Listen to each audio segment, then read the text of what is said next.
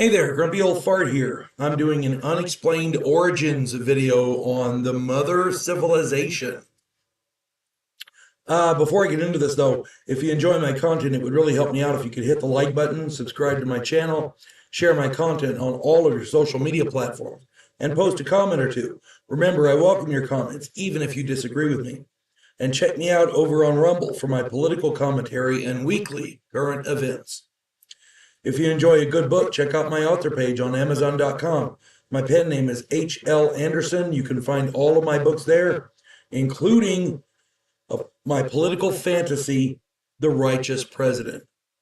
It's a kind of a what if we elected a president who actually tried to fix things. The last chapter is all truthful. It's a kind of a postscript as to why I wrote the book. I've got a lot of other books on there as well, so I hope you find something you like, and I hope you get it and enjoy it. All right, the mother civilization. There are many theories, hypotheses, regarding the origins of man on this planet. Some of the more outlandish hypotheses we've heard over the years seem to be gaining traction lately with the ancient alien and ancient advanced civilization theories. It seems that the more we look into these theories, the more evidence we find to prove them. And one of them says that aliens came and interfered with our evolution, and the other one says that there was already an advanced civilization here, and they they taught the different people around the world, and that's where we got all of our ancient megalithic sites and all that. Again, tons of evidence to prove both respective theories. Which one do you think is true? Or more importantly, what if they were both true? Augustus, before I get further into this, please bear with my voice. I'm still getting over that stupid viral thing, the creeping crud or whatever the hell it is. So my voice is going to be cracky and scratchy, and anyway, I apologize in advance, and I appreciate you listening. Augustus Le Plongeon, Plongeon, Augustus Le Plongeon was a 19th century archaeologist who studied the Mayans. He argued that the Yucatan civilization was older than Egypt. He said that the Mayans were actually refugees from a previously destroyed civilization called Mu, M-U, Mu. He said that the people on Mu were the precursors to the Egyptians. His studies of Mayan texts spoke of a great civilization that preceded all known history, but was swallowed up by the sea. And of course, everybody thought he was crazy. James Churchward published 3 books in 1926. The Lost Continent of Mu, The Children of Mu, and the Sacred Symbols of Mu.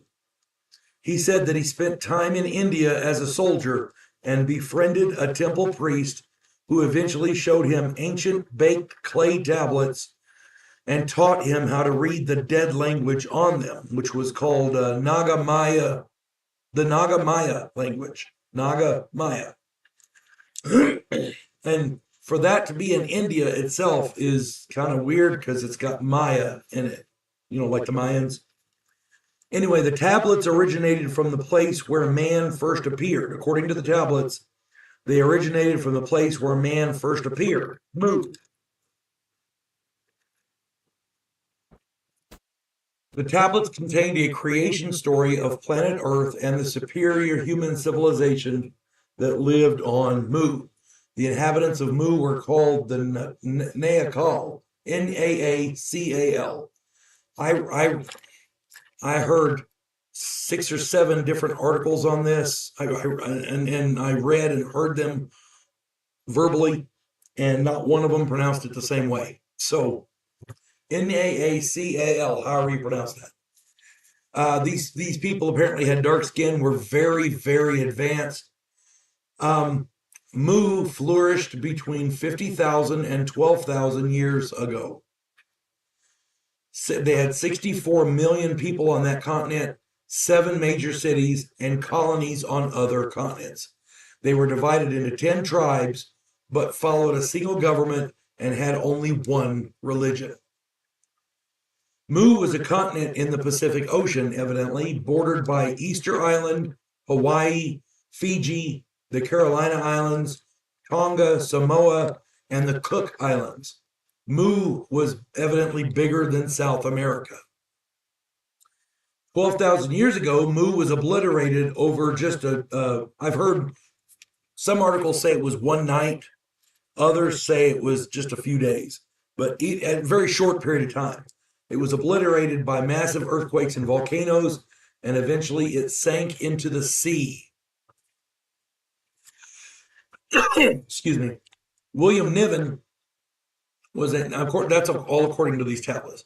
Now, William Niven was a mineralogist and archaeologist. In 1921, he discovered a great many tablets while digging in San Miguel Amantla, Amantla. That's in Mexico City. These tablets held texts in strange, complex languages. Nobody could read them. But then James Churchwood found out that, he showed up and deciphered them because he could read them. He said the languages were very similar to Naga Maya, the dead language that he was taught in India from that priest. All of this seems very far-fetched until you consider all of the monuments under the Pacific Ocean on the seafloor. These monuments are there. They've been found. There are also the Moai statues of Easter Island, the pyramids all around the world, which may have been a worldwide power grid. They're finding evidence to support that. All of the out-of-place artifacts which have been found around the world, the ancient builders' mastery of astronomy and the hexadecimal mathematics system generating the megalithic yard, and the similarities in languages and specific words from all across the world. I've done videos on a great many of these. Go check them out. Excuse me. 12,000 years ago, there was a great cataclysm. Some great event occurred which changed the face of our world and caused the end of the last ice age. Could the destruction of Mu have triggered that cataclysm? Maybe Mu was where the asteroid hit. That there are archaeologists and geologists who think that an asteroid hit which caused the end of the last ice age. Maybe it hit Mu. I don't know. Nobody alive was around back then, so we don't know. But that the end of Mu coincides with the end of that ice age, that 12,000 years ago thing. I want to say it's the Younger Dryas period, so bear with, but I may be wrong on that. Furthermore, who were the Nacal, N-A-C-A-L, however you pronounce it? Who were they? Were they humans? Were they reptilians, aliens? Who knows? The ancient alien theory is supported by tons of evidence. Popol Vuh of the Mayans, ancient cave drawings from all over the world, the Anunnaki of Sumeria, the Vimana craft piloted by gods in Hindu Vedas. Were the Nacal the first contact for ETs? Were they a hybrid race? Is it possible that modern humans are descended from the Nacal who were hybrids? I think it makes sense. I'm not saying that's what happened, but check out my videos on the alien humans and on Michael Cremo's book Forbidden Archaeology. The ancient mother civilization of Mu explains all of these theories and legitimizes all of these disparate hypotheses. It is possible that they are all correct. Again, we don't know what happened, but it bears us considering, because if we don't know where we came from, we don't know who we are. And if we don't know who we are, the fuck are we doing, people? It explains Göbekli Tepe. It explains all of the ancient alien theories, all of the artifacts people find, all of that. Mu explains all of that. The similarities in the different ancient peoples, the how they use the same building techniques on all these megalithic sites, the hexadecimal math system, all that. It explains all of that in one fell swoop. I think it's worth looking into, but mainstream archaeology ain't having it. Somebody should probably ask them why. Hope this finds everybody well. And if you disagree, put that in the comments.